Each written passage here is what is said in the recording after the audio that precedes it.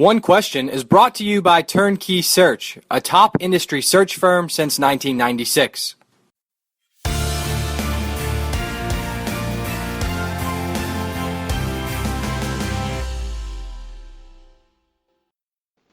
Is there an additional investment on your all's part on the back end from an infrastructure standpoint in order to be able to execute properly here? No, not really. I mean, I think we've had a lot of quality infrastructure in place right now through a variety of different partnerships outside with different RSNs, but also from our schools internally. A lot of our schools have, over the last couple of years, made an investment that has, may not have been made with this particular initiative in mind, but it's an example of how that can pay off. Is it reasonable to assume, you guys, that you talked to the team at Conference USA and what they're doing on Twitter and some other leagues in preparation for this decision? Well, we pretty much know our playbook, so to speak, and we, march down a road that we know best fits the needs of the A-10 and our member institutions.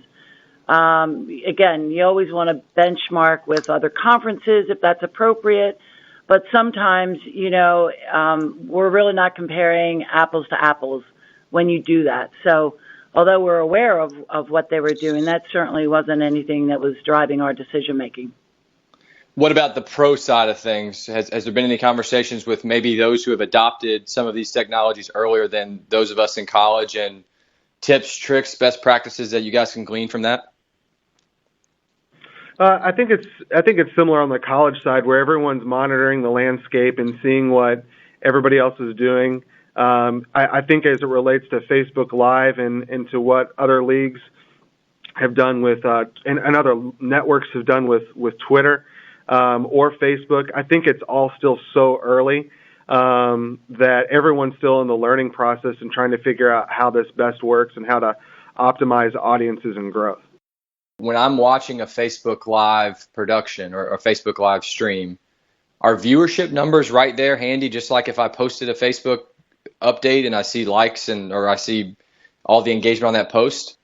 Yeah, it is. Okay. So there's two numbers. There's the number that you see when the game or whatever it is that's being streamed live, whatever you see in progress there, you can see how many people are watching in real time. I mean, you see it right at the top. It'll tell you the number of people that are concurrently watching with you.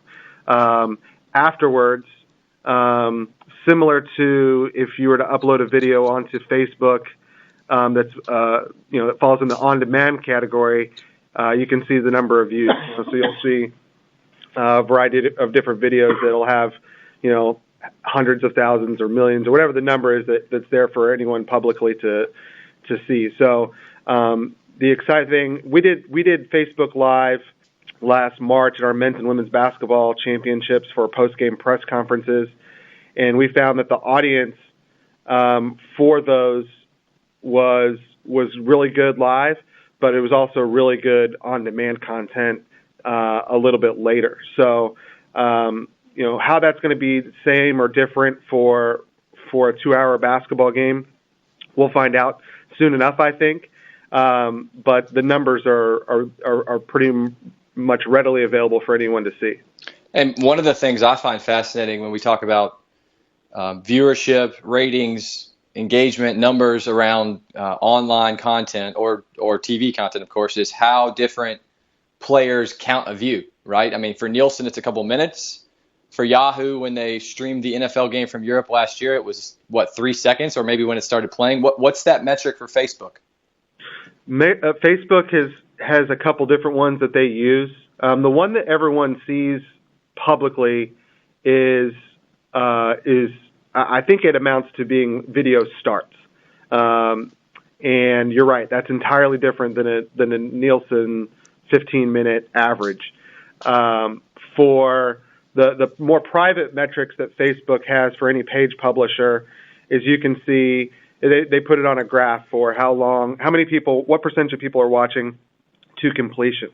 And that's very handy for us and has affected some of our video strategy for VOD content in terms of the length and seeing how long is the right amount of time for different content types.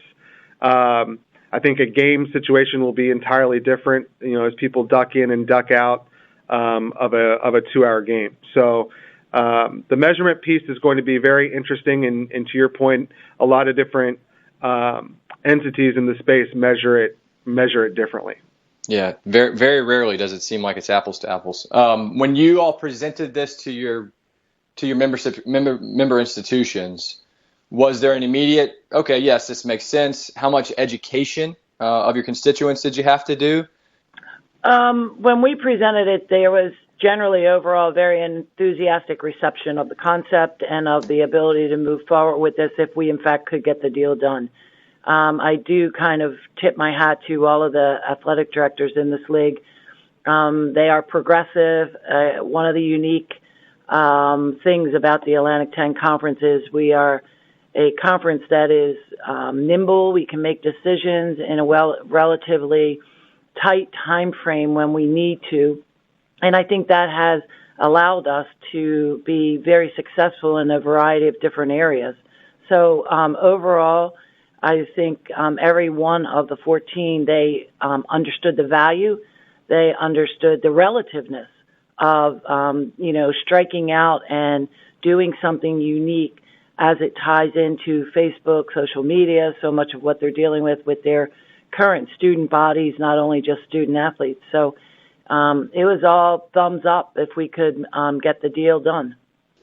Mike, let me go back to one more measurement question, and then I have one last one for Commissioner McGlade.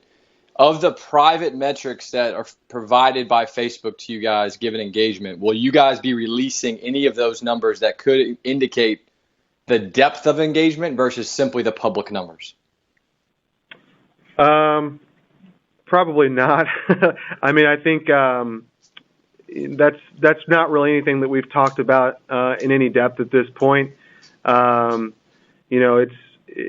think to Commissioner McGlade's point earlier, I think we're going to need to get through the season, look at the viewership numbers at the end, and see what we can learn from them, and make an evaluation at that point in time. But I think that we're excited to see where they're going to land, and we'll have to look at them in aggregate at the end of the year.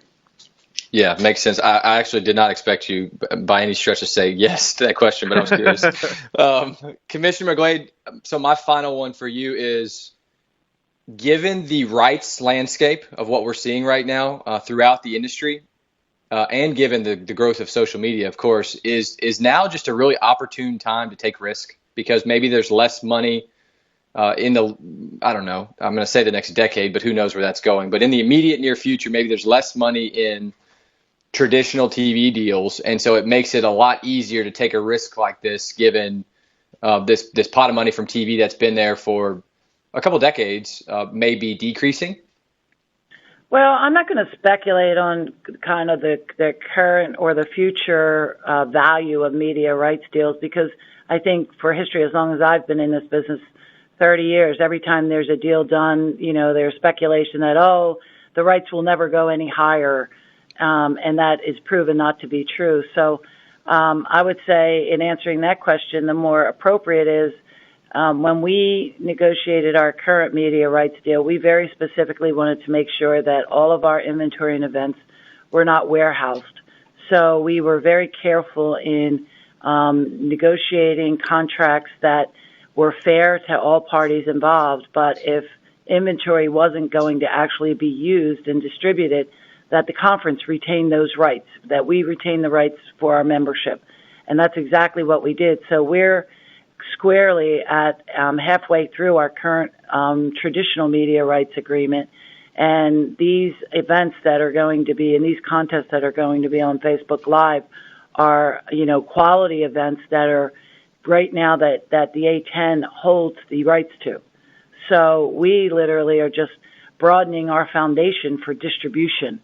And it's not really a play anticipating that there's going to be any reduction in the future of media rights. And that's today's one question, brought to you by Turnkey Search, a top industry search firm since 1996. One Question is designed to give D1 Ticker subscribers valuable insights on how executive leaders in college athletics think about key issues on their respective campuses, in their departments, or within their leagues and conferences. One Question is brought to you by Turnkey Search, a top industry search firm since 1996.